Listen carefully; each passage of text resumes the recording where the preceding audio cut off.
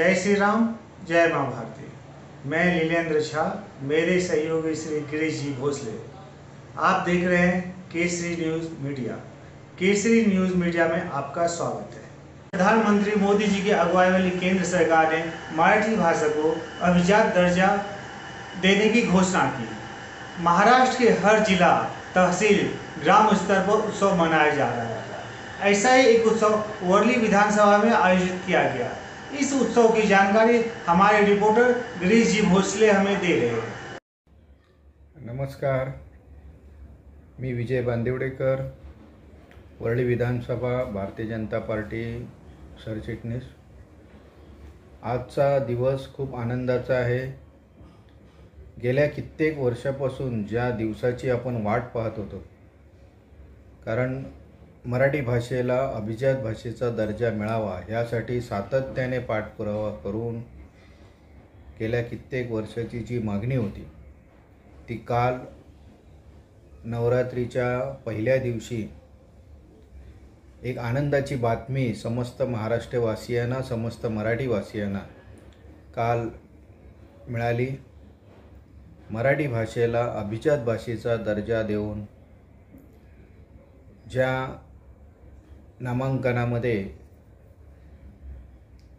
मराठी भाषेला ते स्थान मिळालं आणि हा दर्जा मिळवून देण्यासाठी ज्यांनी सातत्याने पाठपुरावा करून प्रयत्न केलेले आहेत त्या सर्वांचे आभार मानताना ह्यासाठी विशेष प्रयत्न करणारे महाराष्ट्राचे मुख्यमंत्री, उपमुख्यमंत्री, सर्व मंत्रिमंडळ, उपमुख्यमंत्री देवेंद्र फडणवीस साहेब, मुख्यमंत्री एकनाथ शिंदे साहेब, ज्यांनी मराठी भाषेला विशेष दर्जा म्हणजे अभिजात भाषेचा जो दर्जा आहे तो मिळवून देण्यासाठी जो पाठपुरावा केलेला आहे आणि ज्याला मान्यता देण्यासाठी भारताचे पंतप्रधान आदरणीय नरेंद्र मोदी साहेब यांनी जी विशेष यामध्ये लक्ष घालून ही मागणी मंजूर करण्यासाठी विशेष प्रयत्न करून हा निर्णय दिलेला आहे, त्याबद्दल एक मराठी माणूस म्हणून, माझी मायबोली मराठी म्हणून आज खूप आनंद होत आहे आणि त्याबद्दल केंद्र सरकार व राज्य शासनाचे मी मनापासून आभार मानत आहे। धन्यवाद। जय श्री राम। मी विशाल रोहनकर, प्रदेश संघटन महामंत्री, श्रीकृष्ण जन्मभूमी संघर्ष न्यास महाराष्ट्र राज्य। आज प्रामुख्याने बोलायचे म्हणजे महाराष्ट्रामध्ये जे एक उत्साहाचं वातावरण आणि आनंदाचा क्षण आपल्याला बघण्यास मिळतोय। आज नवरात्राच्या प्रारंभी केंद्र सरकारने मराठी भाषेला अभिजात मराठी भाषेचा दर्जा मिळवून दिल्यामुळे मराठी माणसांमध्ये एक नवं चैतन्य निर्माण झालंय, एक उत्साह निर्माण झालाय आणि याचे श्रेय मी सन्माननीय पंतप्रधान श्री नरेंद्रजी मोदी व सन्माननीय उपमुख्यमंत्री श्री देवेंद्रजी फडणवीस यांनी मराठी भाषेला अभिजात दर्जा मिळवून दिला व त्याकरता सातत्याने 2014 पासून जो संघर्ष करण्यात आला त्या संघर्षाचं यश आज उद्यास आलेलं आहे। श्री संत ज्ञानेश्वर माऊलींनी गौरवलेली मराठी भाषा आज अभिजात मराठी भाषा झालेली आहे। लीळा ग्रंथ, ज्ञानेश्वरी, विवेक सिंधू अशा ग्रंथांचा संदर्भ मराठीला अभिजात भाषेचा बहुमान मिळवण्यास महत्त्वाचा ठरलेला आहे।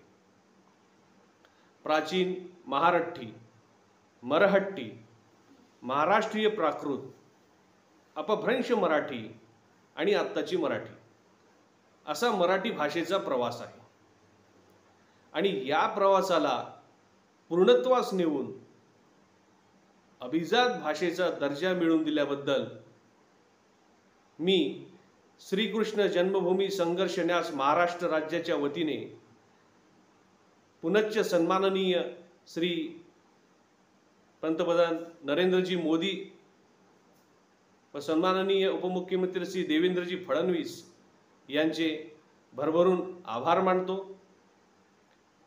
व सर्वांना नवरात्री उत्सव व दसऱ्याच्या मनपूर्वक शुभेच्छा. जय श्रीराम.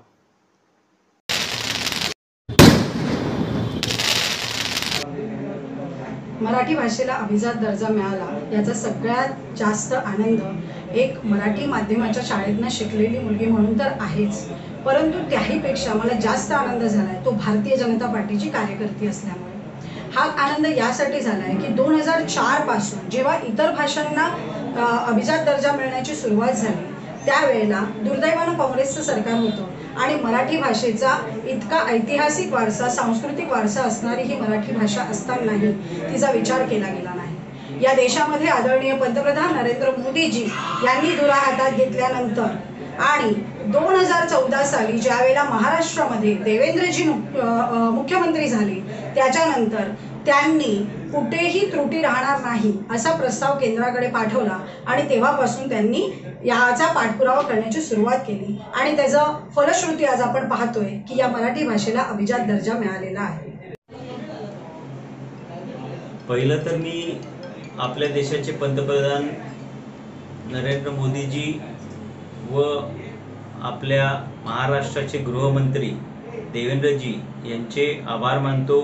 कारण सततच्या 2014 पासून जो देवेंद्रजींनी पाठपुरावा करून आज मराठी भाषेला अभिजात भाषेचा दर्जा प्राप्त करून दिला त्यामध्ये देवेंद्रजींचं फारच मोठं योगदान आहे.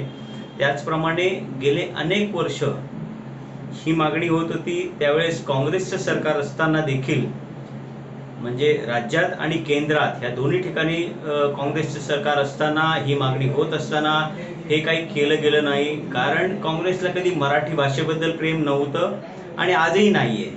त्यामुळे पहिलं मी आमच्या ह्या दोन नेत्यांचं अभिनंदन करतो की त्यांनी मराठी भाषेचा फायदा घेतला. मराठी भाषेवर पोळी वाजली गेली त्यांची. त्या लोकांनी आज या गोष्टीवर भाष्य करायला पाहिजे, राजकारण बाजूला ठेवून त्याबद्दल आभार मानायला पाहिजे, जल्लोष साजरा करायला पाहिजे. तर मी आपल्या पंतप्रधान आणि देवेंद्रजींचं हार्दिक अभिनंदन करतो. खरं म्हणजे महाराष्ट्रातल्या मराठी माणसाची गेल्या अनेक वर्षाची ही इच्छा होती, मागणी होती की मराठीला अभिजात भाषेचा दर्जा मिळावा म्हणून. परंतु स्वातंत्र्यानंतर जवळजवळ 60 वर्ष काँग्रेसने या देशावरती राज्य केलं. आपल्या देशातल्या 6 भाषांना अभिजात भाषेचा दर्जा मिळाला. परंतु आज देवेंद्रजी फडणवीस यांनी 2014 पासून आतापर्यंत जो 14 वर्ष पाठपुरावा केला त्याला यश येऊन हा अभिजात मराठी भाषेचा दर्जा आपल्याला मिळाला.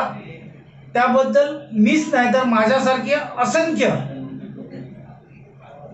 मराठी बांधवांना ह्याचा फार आनंद झाला.